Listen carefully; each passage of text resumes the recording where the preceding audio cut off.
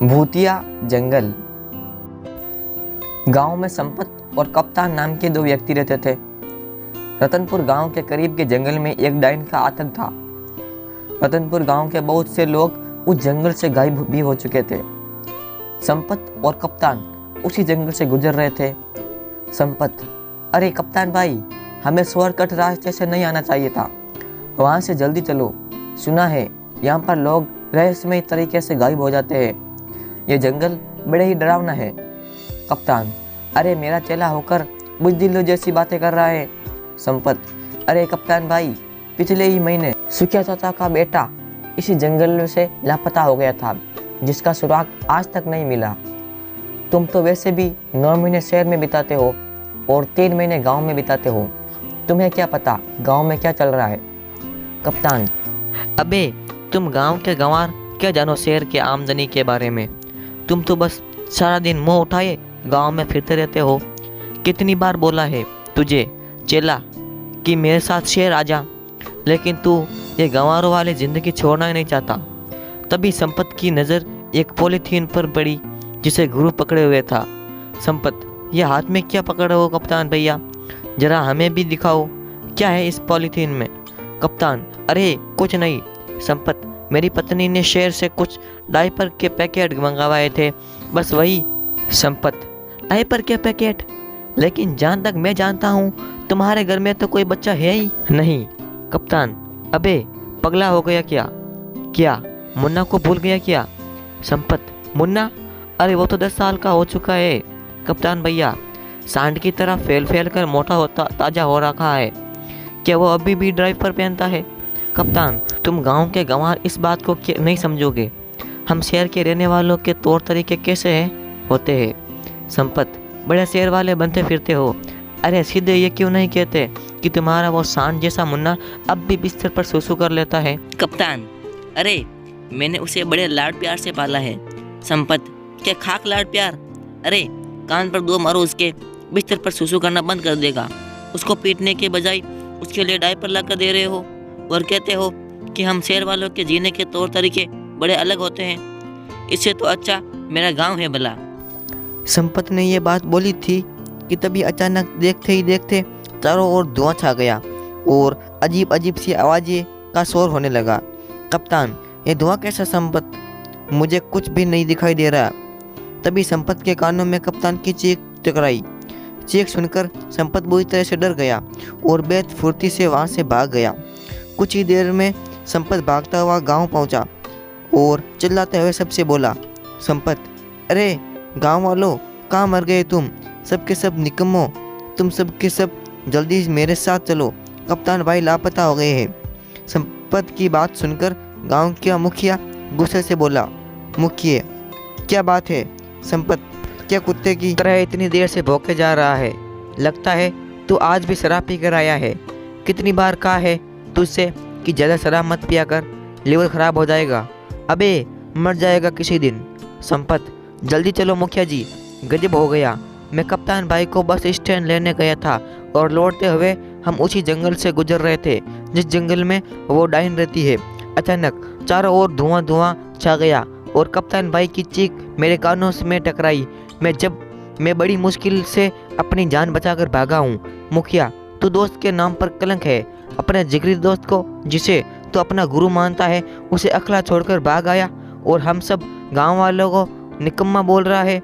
संपत, अरे तो क्या करता, मैं भी उस डायन का शिकार हो जाता।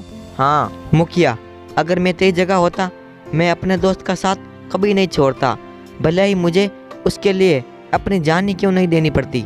संपत, मुखिया जी अब मेरा मुंह मत खुलवाओ, सब जानता हूँ मैं। पिछली बार जब रतन चाचा का बेटा उस डायन का शिकार बना तब आप ही उसके साथ थे, मुझे सब पता है, लेकिन आपसे कोई सवाल नहीं कर सकता क्योंकि आप इस गांव के मुखिया जो ठहरे। संपत ने यह बात बोली थी कि कप्तान हाँफता हुआ वहाँ पर आ गया और गुस्से से संपत से बोला, कप्तान, अबे साले, जब तेरे जैसे दोस्त मेरे पास हो तो फिर मुझे दुश्मनों की क्या ज़रूरत है? मुझे अकेला छोड़कर भाग आया तू। संपत, अरे भाई तुम सही सलामत वापस आ गए। मैं तो समझा कि तुम्हें डायन ने पकड़कर मार दिया। मैंने अपने कानों में तुम्हारी चीख जो सुनी थी।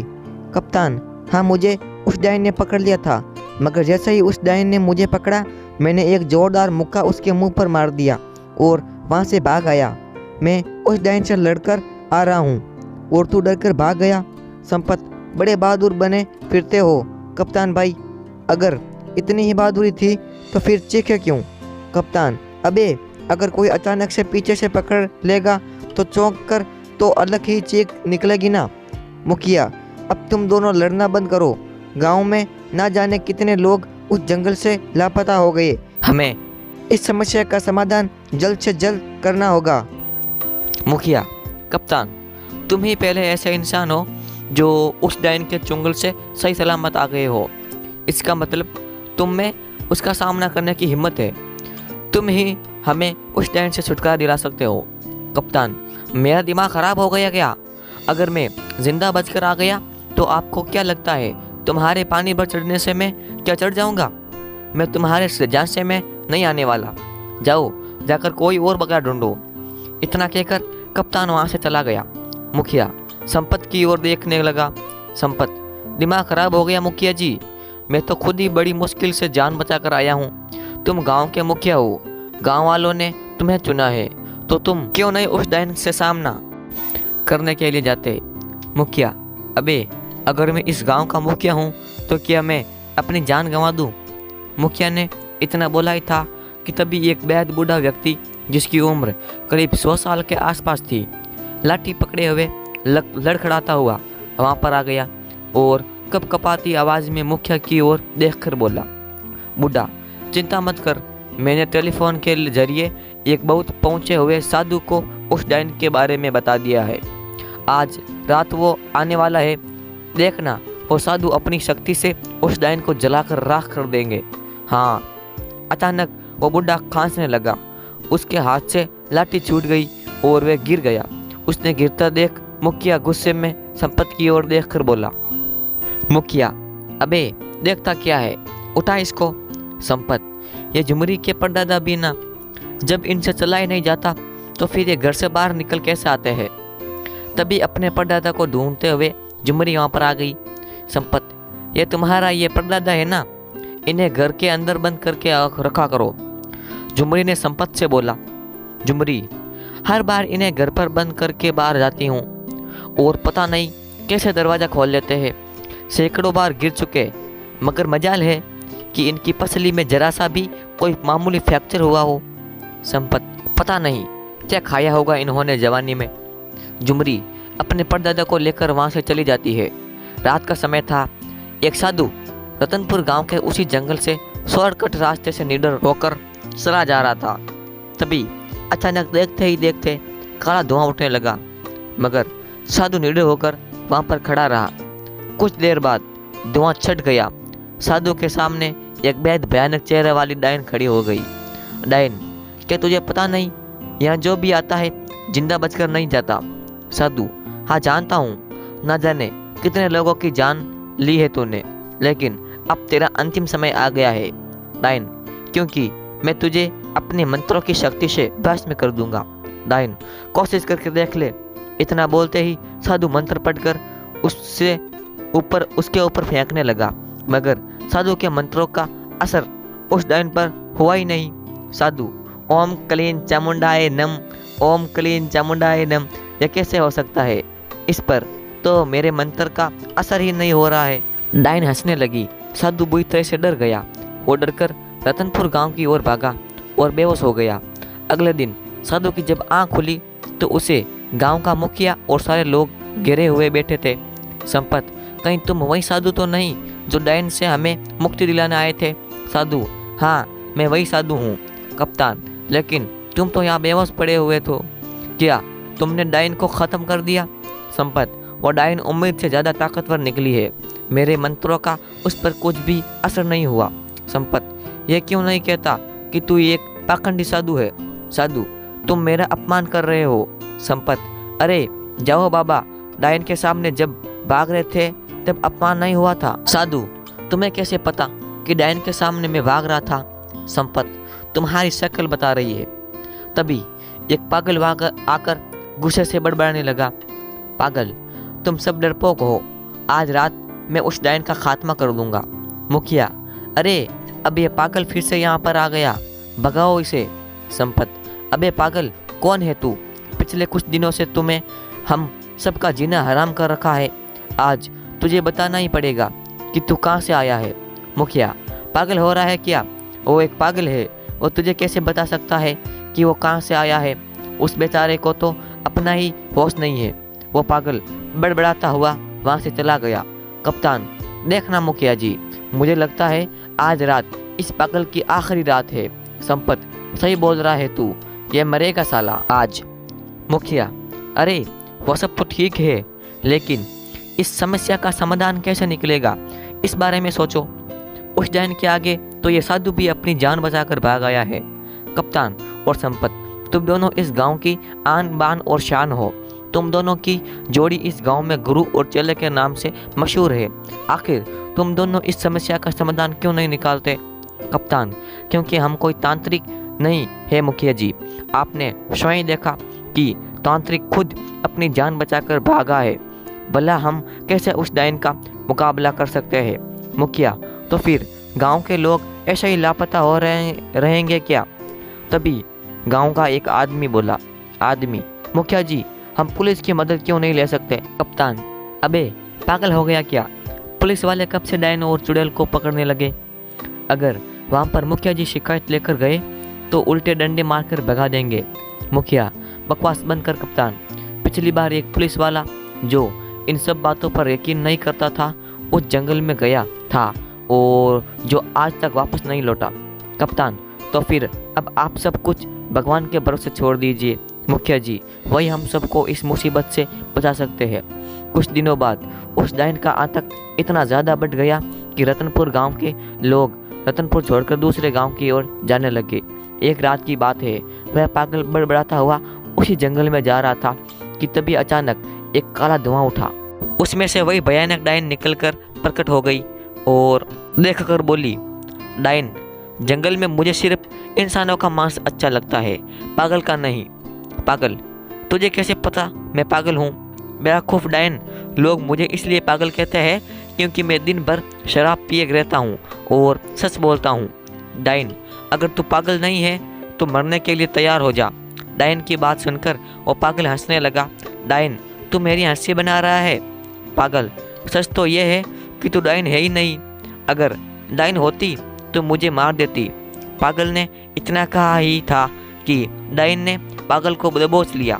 अचानक उस पागल की आंख के सामने अंधेरा छाता हुआ महसूस हुआ। कुछ देर बाद जब उसकी आंख खुली तो उसने अपने आप को जंगल की एक बंद काल कोठरी में पाया, जहाँ रतनपुर गांव के बहुत सारे लोग मौजूद थे जो लापता हो गए थे। उन सब के हाथ पैर बंधे हुए थे। इन्हीं में से एक व्यक्ति ने पागल से बोला, आदमी, अबे बेवकूफ़, क्या ज़रूरत थी तुझे यहाँ पर आने की? आज रात वैसे भी हम सबको विदेश भेज दिया जाएगा। ये सारे के सारे लोग मानव तस्कर है। हमारे ही गांव का कोई व्यक्ति उनसे मिला हुआ है जिसने डायन का खौफ फैला रखा है। पागल, झूठ बोलते हो तुम। मैंने खुद देखा वो काला धुआं, उस धुआं में से वो जो डायन निकली। आदमी, वो सब केमिकल का कमाल था। आज की तकनीकी के दौर में कोई भी मेकअप करके चुड़ैल डायन बन सकता है। फिल्में नहीं देखी क्या? अरे यार, तू तो पागल है, मैं तुझे क्या बताऊं।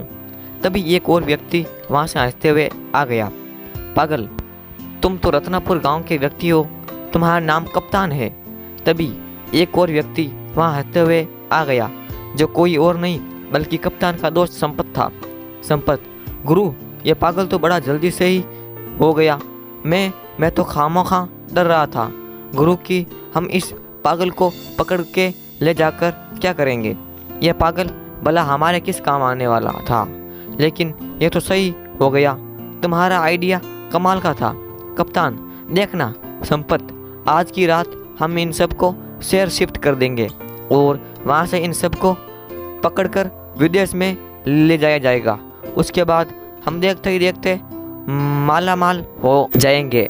तुझे अंदाज़ा भी नहीं है संपत, हम इतने पैसे वाले हो जाएंगे कि रतनपुर गांव जैसे न जाने कितने गांव खरीद लेंगे। कप्तान ने यह कहा ही था कि तभी उस पागल ने अपनी फटी हुई जेब से पिस्तौल निकालकर एक हवाई फायर कर दिया। सब कुछ इतना जल्दी हुआ कि कप्तान और संपत अचानक चौंक गए। संपत, गुरु, उसके हाथ में तो पिस्टल है। ये कोई पागल नहीं है, ये कोई पुलिस वाला लगता है। हमने पागल समझकर इसके हाथ पैर भी नहीं बांधे। कप्तान, तू सही कह रहा है। संपत, लगता है हम दोनों से बड़ी चूक हो गई। देखते ही देखते पुलिस ने उन सबको घेर लिया। सारे पुलिस अधिकारी उस पागल को सैल्यूट करने लगे। वह पागल व्यक्ति कोई और नहीं बल्कि क्राइम ब्रांच ऑफिसर अशोक था। अशोक, मुझे इंटेलिजेंस से सूचना मिली थी कि रतनपुर गांव में बहुत से लोगों की मानव तस्करी होने वाली है, इसलिए मैं कुछ दिनों से पहले यहाँ की छानबीन करने के लिए आ गया। यहाँ आकर डायन की अफवाह सुनकर मुझे पक्का यकीन हो गया कि कोई और नहीं बल्कि कोई मानव तस्करी होगा जिसने डायन का खौफ फैला रखा है, ताकि पुलिस और लोग डर की वजह से इस केस की तरह तक ना जाए। और इस काम के लिए मेरी मदद गांव के मुखिया ने की। तभी गांव का मुखिया और उसी साधु के साथ और लोग वहां पर आ गए। मुखिया मुस्कुराता हुआ बोला, मुखिया, मुझे तो उसी दिन तुम दोनों पर शक हो गया था जिस दिन तुम दोनों डायन के चंगुल से बचकर आ गए थे। ऐसा इससे पहले कभी नहीं हुआ। सारा गांव डायन से डरा हुआ था और तुम दोनों के चेहरे पर कोई शिकन नहीं होती थी। मैं शुरू से ही क्राइम ब्रांच के इंस्पेक्टर अशोक को जानता था। मुझे पक्का यकीन हो गया था कि मेरे गांव में कोई डायन वाइन का प्रकोप नहीं बल्कि ये तो किसी इंसान की करतूत है। साधु, तुम दोनों के ऊपर शक उस दिन और ज़्यादा पक्का हो गया जिस रात डायन से मेरा सामना हुआ। डायन को भगाने के लिए मैंने बेहद प्राचीन मंत्र पढ़कर फूंके, मगर डायन टस से मस्त नहीं हुई। कहाँ से होगी, क्योंकि मेरे सामने तो डायन थी ही नहीं। वे मंत्र डायनों और चुड़ैलों के लिए थे, इंसानों के लिए नहीं। पुलिस ने कप्तान और संपत को गिरफ्तार करके जेल भेज दिया और सारे गांव वालों को डायन से मुक्ति मिल गई। इस कहानी से आपने क्या सीखा, नीचे कमेंट में हमें ज़रूर बताएं। और हाँ, अगर आपको ये वीडियो अच्छा लगा तो लाइक करें, चैनल को सब्सक्राइब करें।